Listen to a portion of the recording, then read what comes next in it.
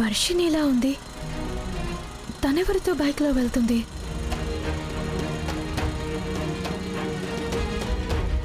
ఇప్పుడే ఒక సమస్య నుండి బయటపడింది.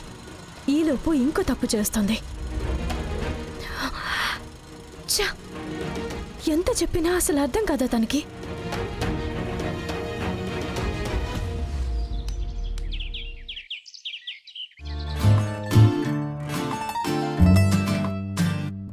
అబ్బబ్బబ్బబ్బబ్బా, అంతలా ఏముంది ఆ ఫోన్లో? ఎప్పుడు చూడ ఫోన్ చేతులు పట్టుకునే ఉంటావు. అంతలా ఏముంటుంది ఆ ఫోన్లో? చదువుకునే అమ్మాయి కదా నువ్వు, ఒక బుక్ తీసుకుని చదువుకోకూడదా? అమ్మా, ఫోన్లో చదువుకుంటూనే ఉన్నానమ్మా. అదే కదా అందరూ ఈ రోజుల్లో చెప్పే సమాధానం. ఎలా చెప్తుందో చూడు. దేవుడా దేవుడా.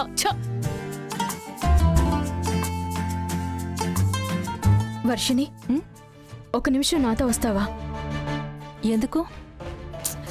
రా చెప్తాను, రా.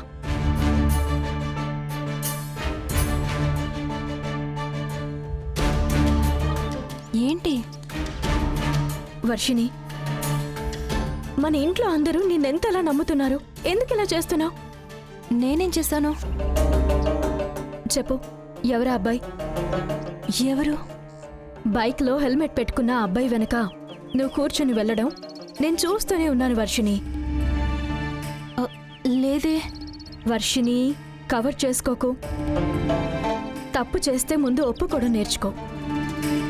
ఇప్పటికీ ఒక దొంగ రాస్కల్ నిన్ను లవ్ చేస్తున్నాడు అని, వాడి వల్ల మనం ఎన్ని ప్రాబ్లమ్స్ ఫేస్ చేశాం.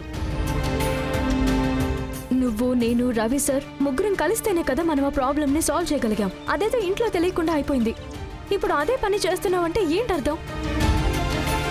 ఇందులో ఏదైనా సమస్య వస్తే ఎవరు నిలబడతారనుకుంటున్నావు? నువ్వు అత్త మామల గురించి ఆలోచించావా? బంగారి, అలాంటిదేం లేదు. నువ్వెవరిని చూసి ఎవరనుకున్నావో. వర్షిణి, నువ్వు బైక్లో వెళ్ళడం నేను క్లియర్గా చూశాను. నువ్వు నన్ను మోసం చేయాలని చూడొద్దు. అసలు నీకు అస్సలు మంచిది కాదు చెప్తున్నాను. ఏయ్, ఏంటి వర్షిణిని ఏదేదో అంటున్నావు? అలాంటిదేం లేదు పిన్ని. ఏదో బైక్ మీద తిరుగుతున్నావు అన్నట్టు వినిపించింది. మీనా, చూసావా? నీ కూతురు ఎవరితోనో బైక్ మీద తిరుగుతోందని చెప్తోంది. వర్షిణికే ఇది నీతులు చెప్తుందా? నా కూతుర్ననే హక్కు నీకెవరిచ్చారు? నా కూతురు గురించి నీకేం తెలుసు? అంటే అత్త, వర్షిణి ఎవరితోనో బైక్లో వెళ్ళింది, అదే. నా కూతురేం అలా చెయ్యదు. నువ్వేదేదో ఊహించుకుని అలా మాట్లాడుకో. ఏయ్ వర్షిణి, నువ్వు ఎవరితోనైనా బైక్లో వెళ్ళావా? చెప్పు, వెళ్ళావా? నేను క్వశ్చన్ చేసే స్థాయికి దిగజారిపోయావా? అత్త, వర్షిణిని నేనే డ్రాప్ చేశాను. నాతోనే తను బైక్లో వచ్చింది.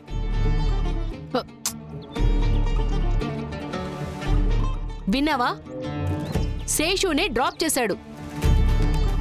ఇది చూసి నువ్వు నా కూతుర్ని తప్పుగా మాట్లాడుతున్నావు. నువ్వు పట్టించుకోకు మీనా. తన బుద్ధే అలాంటిది. తను తప్పుదారిలో వచ్చింది కదా, చూసిన ప్రతిదాన్ని తప్పుగానే అనుకుంటుంది. ఎవరు ఏంటని కూడా అడగకుండా వర్షిణిని ఎన్నెన్ని మాట్లాడుతోంది. నువ్వు కూడా నీ కూతుర్నంత తిట్టుండవు. తను మాట్లాడేటప్పుడు మనం దూరంగా ఉన్నా తన మొహంలో కోపం అక్కడికి కనబడుతోంది. డైరెక్ట్గా తన మాటలు విన్న వర్షిణికి ఎలా ఉంటుంది పాపం?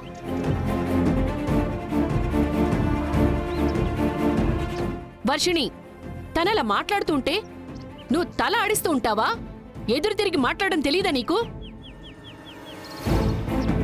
నిన్ననగలిగే హక్కు నాకు, మీ నాన్నకి, మీ అన్నకే ఉంది.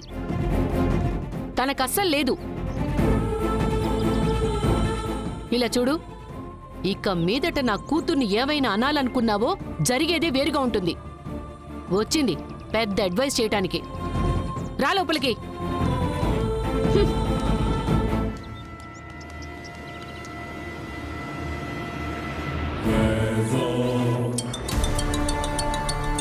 బంగారి కాల్ చేస్తోందేంటి?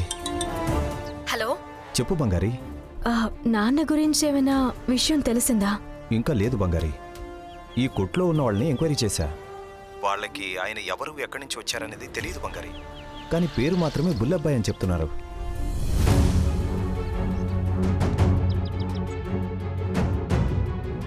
ఇక్కడి నుంచి ఎక్కడికి వెళ్ళుంటారనేది తెలియడం లేదు.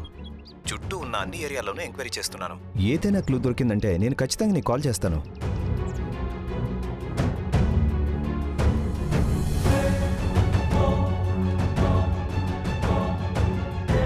నాన్ననే బుల్లబ్బాయా? లేదు వేరే ఎవరైనానా? అంటే నాన్న ఆయన కాదా? నాన్నకి వేరే పేరు ఎందుకున్నట్టు? ఎందుకు తన ఐడెంటిటీ దాచిపెట్టుకోవాలి? బంగారి బంగారి సార్, సారీ సార్. మీరు వర్క్కి వచ్చేది 5 గంటలకి, కానీ 9-10 గంటలకే వెళ్ళిపోతున్నారు. ఈ బిట్వీన్ గ్యాప్లో క్లాస్ తీసుకుంటారనుకుంటే మీ పాటికి మీరు ఇష్టం వచ్చినట్టు ఫోన్ మాట్లాడుతున్నారు. లేదు సార్, ఒక ముఖ్యమైన కాల్ వచ్చింది. ఏంటి కాల్? మీ ఫోకస్ అసలు క్లాస్ మీదే లేదు. స్టూడెంట్స్ అందరూ కంప్లైంట్ చేస్తున్నారు. వేరే ఇంకేదేదో ఆలోచిస్తున్నారంట. పని చేసే చోటుకొస్తే పని గురించి మాత్రమే ఆలోచించాలి. సారీ సార్, ఇంట్లో కొంచెం ఇష్యూస్. ఎంత పెద్ద ప్రాబ్లం అయినా కానీ ఆ ప్రాబ్లం మీకు డబ్బు ఇస్తుందా? చేసే పనే దైవం లాంటిది. దానికి రెస్పెక్ట్ ఇవ్వకపోతే లైఫ్లో ఒక్క అడుగు కూడా ముందుకు వేయలేము. అడ్వాన్స్ అడగడం తెలుసు కదా, శాలరీ కూడా చెప్పిన డేట్కి తీసుకోవడం తెలుసు కదా. పని మాత్రం సరిగ్గా చేయకపోవడం రాకపోతే ఎలా అండి? సారీ సార్, ఇక మీదట ఇలాంటివి జరగవు. ఇది ఎన్నిసార్లు చెప్పుంటారు? ఇదిగో చూడు బంగారి, నీకు పని చేయడం ఇష్టం ఉంటేనే ఇక్కడ పని చేయండి, లేదంటే మానేసి వెళ్ళిపోండి. మీలాగా ఎంతోమంది ఈ ఆపర్చునిటీ కోసం ఎదురు చూస్తున్నారు. ఏదో మీ ఇంట్లో కష్టంగా ఉందని చెప్పారు కదా అని నేను మిమ్మల్ని అపాయింట్ చేసుకున్నాను. సార్, ఇక మీదట ఖచ్చితంగా అలా జరగదు సార్. ఇదే లాస్ట్ వార్నింగ్. వెళ్ళండి, వెళ్ళి క్లాస్ చూసుకోండి. Sorry sir. ఓహో, ఇది చదువుకుంటున్నాను అని చెప్పి ఇక్కడ పార్ట్ టైం జాబ్ చేస్తోందా? అంటే ఈ ఇంట్లో అబద్ధం చెప్పిందనమాట. ఇది చాలు కదా, దీన్ని పట్టుకుని ఇంట్లో నుంచి తెరమేస్తాను చూడు. ముందు నా చెల్లెలకు చెప్పాలి ఈ మాట.